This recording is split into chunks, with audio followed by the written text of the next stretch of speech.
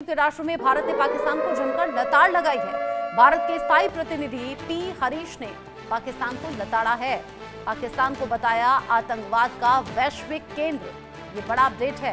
भारत ने जम्मू कश्मीर को अभिन्न अंग बता दिया है और जो कि है भी अभिन्न अंग। यहाँ पाकिस्तान के दुष्प्रचार की कड़ी निंदा भी की है। The Jammu and Kashmir has been, is, and will always be an integral and inalienable part of India. In fact, it is Pakistan that is in illegal occupation of parts of Jammu and Kashmir.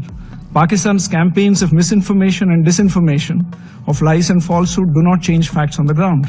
Pakistan is a global epicenter of terrorism, harboring more than 20 UN-listed terrorist entities. क्या हम पाकिस्तान को तबाह कर दे, पाक फौज को तबाह कर दे, पाक फौज के अफसरों और जवानों को शहीद करवा दे, हिंदू मुशरिकों को यहाँ ले आए, जहन्नुम के कुत्तों के हवाले कर दे पाकिस्तान?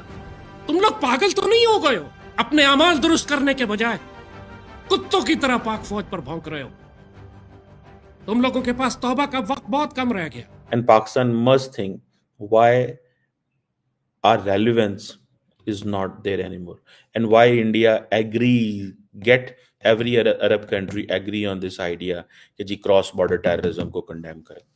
वो कौन सी क्रॉस बॉर्डर टेररिज्म है? क्या चाइना के साथ इनकी क्रॉस बॉर्डर टेररिज्म है?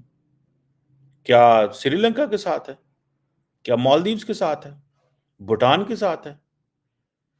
तो जो हमारे दोस्त हैं उनको इतना तो ख्याल करना चाहिए कि ये पाकिस्तान के जो खिलाफ स्टेटमेंट जारी है उस पे तो they should stand with Pakistan. Kashmir एक मुद्दा है और कश्मीर ऐसा मुद्दा है जिससे आपके नेताओं को वोट मिलते हैं और आपकी एस्टेब्लिशमेंट को अपनी नौकरी और अपनी औकात बचाए रख, अपनी एक पोजीशन को पाकिस्तान में मेंटेन किए रखने का रीजन मिलता है। आज आप कश्मीर खत्म कर दें या कश्मीर इशू खत्म हो जाए तो पाकिस्तान इंडिया के बीच में बोन ऑफ कंटेंशन रहेगा ही नहीं। और जब बोन ऑफ कंटेंशन ही नहीं रहेगा तो आप कैसे कह सकते हैं कि आपको आपकी इतनी बड़ी एस्टेब्लिश्ड आर्मी की जरूरत पड़ेगी। जय हिंद दोस्तों एक बार फिर से यूएन में भारत ने पाकिस्तान की औकात दिखाई। जी हाँ दोस्तों, पूरी दुनिया जानती है कि एपी सेंटर ऑफ टेररिज्म, आतंकवाद का केंद्र पूरे दुनिया में अगर कोई देश है तो पाकिस्तान। दोस्तों आज भी यूएन के द्वारा डेजिग्नेटेड टेररिस्ट में से 44 टेररिस्ट पाकिस्तान में जिंदा घूमे। और मेन एग्जांपल तो आप हाफिज सईद जैसे मोहम्मद के सरगना, मसूद अजहर, ये सब आप जानते ही हैं ना। दाऊद इब्राहिम से लेके तो कौन कौन खतरनाक आतंकवादी, उसामा बिन लादेन भी कहाँ पकड़ा गया था आप जानते हैं। दोस्तों मैं लिख के गारंटी के साथ कह रहा हूँ, सारे प्रूफ एंड फैक्ट मिल जाएंगे। दुनिया में जहां भी आतंकवादी हमले हो रहे हैं उसके तार आपको पाकिस्तान से जुड़े मिलेंगे, क्योंकि इनका मतलब पैदा होते ही बच्चे को कहते हैं भाई तुम्हें जिहाद करना है, आतंकवाद करना है, तुम्हें मुस्लिमों के लिए लड़ना है। मुस्लिमों के लिए लड़ने के नाम पे आतंकवाद की ट्रेनिंग दे देते हैं। अब जब बच्चा पैदा ही बंदूक लेके होगा हाथ में तो वो फिर टेररिस्ट ही बनेगा। पैदा हुआ नहीं कि बंदूक दे दिया बेटा अब तुम जिहादी बनोगे, मुस्लिम के लिए लड़ोगे तुम। ऐसी ऐसी चीजें बोल के तो ये पालते पोसते हैं अपने लड़कों को। आतंकवाद ही तुम्हारी है बात। पैदा होते ही 72 यूरो की लालच देना शुरू कर देते हैं अपने बच्चों को। तो फिर वही वाली बात होगी कि नाली में मिलेंगे, कूड़े के ढेर में, लाश तक नहीं मिलती इनकी। ऐसी ऐसी मौत होती है भिखारियों की, पाकिस्तानियों की। क्या हम पाकिस्तान को तबाह कर दे, पाक फौज को तबाह कर दे, पाक फौज के अफसरों और जवानों को शहीद करवा दे, हिंदू मुशरिकों को यहाँ ले आए, जहन्नुम के कुत्तों के हवाले कर दे पाकिस्तान? तुम लोग पागल तो नहीं हो गए हो? अपने अमाल दुरुस्त करने के बजाय कुत्तों की तरह पाक फौज पर भौंक रहे हो। तुम लोगों के पास तौबा का वक्त बहुत कम रह गया। तुम्हारी पूरी जमात पर पाबंदी लगाने की जरूरत है। तुम्हारी पूरी क़यादत को जमीन में फसाद फैलाने के जुर्म में हाथ और पांव मुखालिफ सिमतों से काटकर सूली चढ़ाने की जरूरत है। जब तक तुम तौबा करके माफी ना मांगो अल्लाह उसके रसूल से, पाकिस्तानी कौम से, पाक फौज से, पाकिस्तान से प्यार करने वालों से। तुमने जंग शुरू की है तो बिस्मिल्लाह आओ, फिर जंग है तो फिर जंग है। पाकिस्तान हमारी रेड लाइन है। पाकिस्तान के सब जिलाली परचम की तौहीन करने वालों को, इस पाक फौज के शहजादों को शहीद करवाने वालों को, इस पाकिस्तान को नुकसान पहुंचाने वालों को, हिंदू मुशरिकों का काम करने वालों को, खवारिज के हिमायतियों को, मंजूर पिश्तीनों, मारंग बलोच जैसे गद्दारों मुनाफिकों को गले से लगाने वालों को हम कभी माफ नहीं करेंगे। ये हमारी रेड लाइन है, इस पर कोई कॉम्प्रोमाइज नहीं है। तुम जंग चाहते हो, तुम्हें जंग मिलेगी। तौबा करके माफी मांगकर घुटनों के बल आना चाहते हो, तौबा करो, कौम देखेगी। अमल करो, कुरान कहता है फामलो, अल्लाह उसके रसूल देखेंगे कि तुम्हारा अमल क्या। अगर तुम्हारा अमल इस काबिल है कि तुम नजर आता है कि तुम तौबा करके वाकई इस्लाह करना चाहते हो, तुम्हें माफ कर दिया जाए। और अगर तुम इसी फितने को जारी रखना चाहते हो जो तुम जारी रखे हुए हो, तो समझ लो कि फिर तुम्हारा वही इलाज है जो अल्लाह उसके रसूल ने कुरान में बयान फरमा दिया। जो अल्लाह उसके रसूल से जंग करते हैं उनकी इसके अलावा और क्या जजा हो सकती है कि वो या जेल में डाले जाएं, या जमीन से निकाले जाएं, या हाथ पांव मुखालिफ सिमतों से काट कर कत्ल कर दिए जाएं।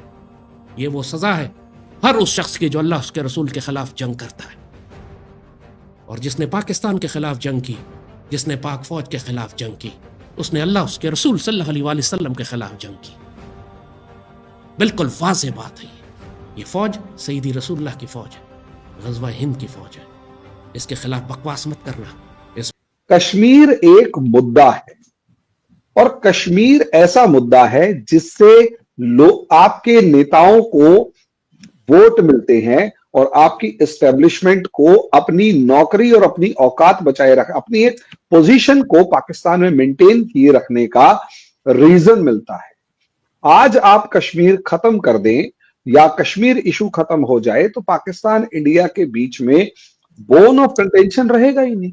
और जब बोन ऑफ कंटेंशन ही नहीं रहेगा तो आप कैसे कह सकते हैं कि आपको आपकी इतनी बड़ी एस्टेब्लिश्ड आर्मी की जरूरत पड़ेगी? मुझे तो नहीं लगता।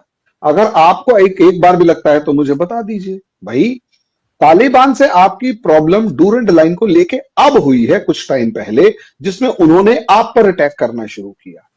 वरना मुझे नहीं लगता कि आपको आपके वेस्टर्न फ्रंट से किसी तरीके की प्रॉब्लम थी। मुझे आज तक नहीं लगा कि ईरान के साथ आपकी कोई वॉर होने वाली है। मुझे आज तक नहीं लगा कि तालिबान जो पहले अफगानिस्तान था उसने कभी आपको परेशान किया हो।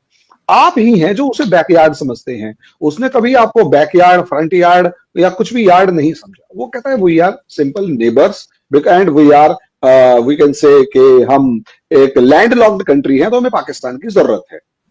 ये आपकी तरफ से उसको प्रॉब्लम क्रिएट किया गया और आपकी तरफ से उस कंट्री के उन लोगों को सपोर्ट किया गया जो कि बहुत जबरदस्त लेवल पर रेडिकलाइज थे। और उन्होंने सोवियत यूनियन, पहले तो कश्मीर काबुल के अंदर से जो शाह की रजीम है उसे उखाड़ के फेंका और उसके बाद सोवियत यूनियन को भगा दिया।